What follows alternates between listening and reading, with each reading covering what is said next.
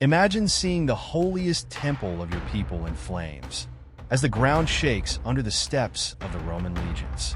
Entire families, cornered, screamed for salvation, but the only answer was the sound of the walls collapsing. Jerusalem, the heart of a people, was being crushed. What led the sacred city to this moment of terror? And how did the siege that destroyed everything forever change the history of the Middle East? In 70 AD, the city of Jerusalem became the center of a rebellion that challenged Rome like never before. For months, the walls held against the advance of the legions, but the cost was devastating. Hunger, internal betrayals, and complete destruction. As General Titus marched with his troops, the fate of the sacred temple and an entire people was sealed. Think about the despair of those trapped. Hunger ravaging families, the walls cracking under the Roman battering rams, and the certainty that freedom would cost them their lives.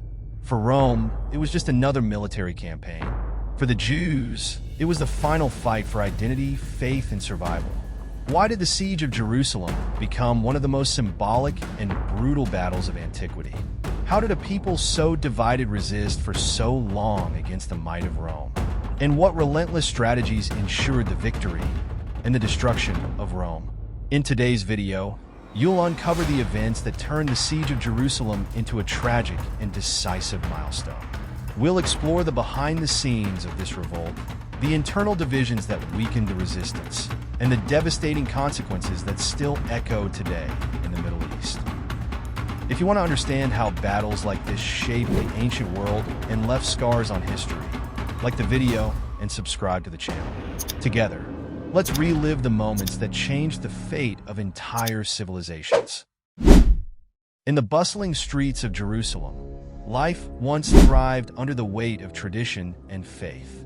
The temple stood as a beacon of unity, a symbol of the Jewish people's unwavering spirit. But beneath the surface of this ancient city, tensions simmered like an untended fire. Roman taxes weighed heavily on the population, and the foreign presence of Roman soldiers sparked quiet resentment. At first, this unrest was scattered, grumblings at market stalls, whispered frustrations in hidden corners. Yet, all it took was a single moment to light the powder keg.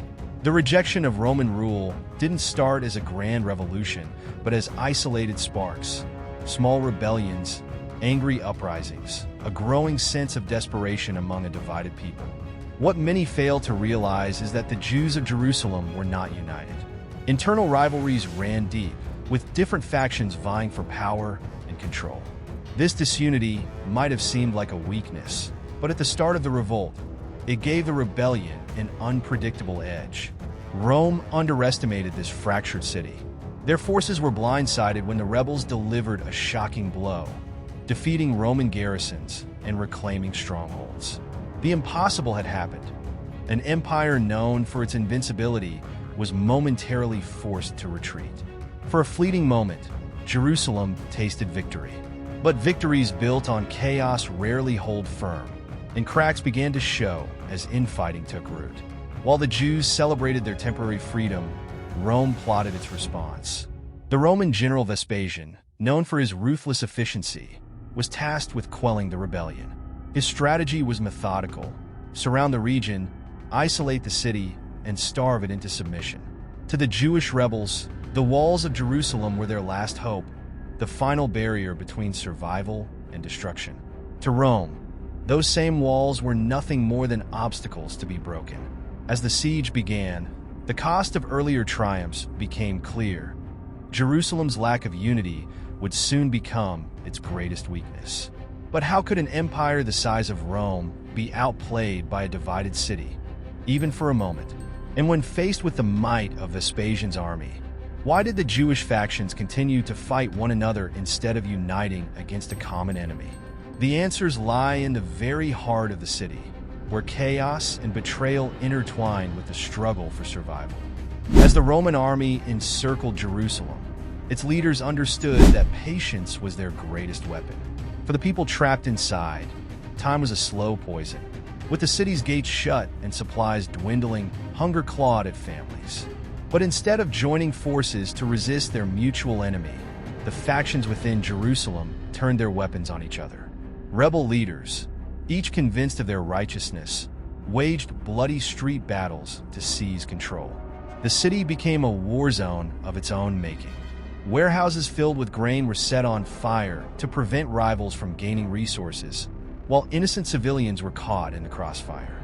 Rome didn't need to breach the walls immediately. The Jews were destroying themselves. General Titus, Vespasian's son, inherited command of the siege and watched as Jerusalem's defenses weakened day by day. His strategy was as calculated as it was brutal. The Roman army tightened its grip, building massive siege ramps and cutting off every remaining supply route. Starvation turned desperation into madness. Parents scavenged for scraps, and rumors of the unthinkable began to spread. For Titus, this slow decay was a victory in itself. Every passing day brought the city closer to collapse, without the Romans having to lift a sword. Inside the city, the rebellion that had once been a beacon of hope for freedom turned into a nightmare. Leaders of warring factions accused each other of treachery, while ordinary people begged for mercy that never came.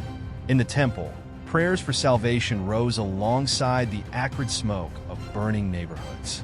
Yet, for all their internal strife, the Jewish people clung to their faith and the belief that God would not abandon them. The temple was their anchor, their symbol of resilience. They could not imagine that their most sacred space would soon become the center of unimaginable destruction. As the Roman siege machines battered the walls, a single question haunted the people of Jerusalem. Could they endure? Their faith gave them strength, but faith alone could not fill empty stomachs or mend broken alliances. And when the final defenses began to crack, the ultimate test of survival arrived. What happened when the gates finally fell? What would become of the temple that had stood for centuries as the heart of their identity? The walls of Jerusalem had finally cracked under the relentless pressure of Rome's siege. The legions poured into the city, their shields clashing like thunder, their war cries drowning out the screams of the fallen. For the Jewish defenders, there was no time to regroup. Homes became battlegrounds, streets turned into rivers of blood. Desperation forced civilians to fight alongside warriors, wielding anything they could find. Yet, amidst the chaos, one question loomed larger than life. What would happen to the temple? For centuries, it had stood as the holiest site in Judaism, a sanctuary of hope and divine presence. Now, it stood in the center of a war, its golden facade reflecting the orange glow of nearby flames. Titus, it is said, did not initially intend to destroy the temple. Some historians believe he wanted to preserve it as a symbol of Rome's power over the defeated Jewish people. But war has no mercy, and chaos follows no orders. Amid the madness of battle, a Roman soldier, perhaps acting on impulse or perhaps out of malice, hurled a burning torch through a window of the temple. The flames caught quickly, dancing along wooden beams and consuming tapestries with terrifying speed. The fire spread like a living creature, unstoppable, merciless. As smoke filled the air, the cries of Jerusalem's people rose alongside it, their despair echoing through the hills. Imagine the scene. Priests scrambling to save sacred artifacts, warriors throwing themselves into the blaze to defend what little remained, families collapsing to their knees as they watched their holiest place turn to ash. The temple that had stood for generations, the beating heart of a people, was reduced to rubble. The destruction of the temple wasn't just physical. It shattered the spirit of the Jewish resistance. For many, it felt like the world itself had ended. Yet, even in the face of this devastation, small pockets of resistance fought on.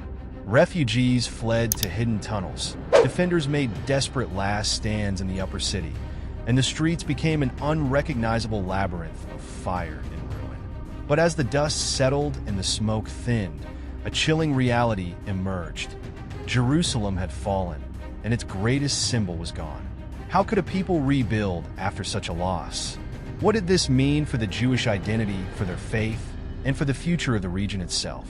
In the wake of Jerusalem's destruction, the city lay silent, a charred husk of what it once was.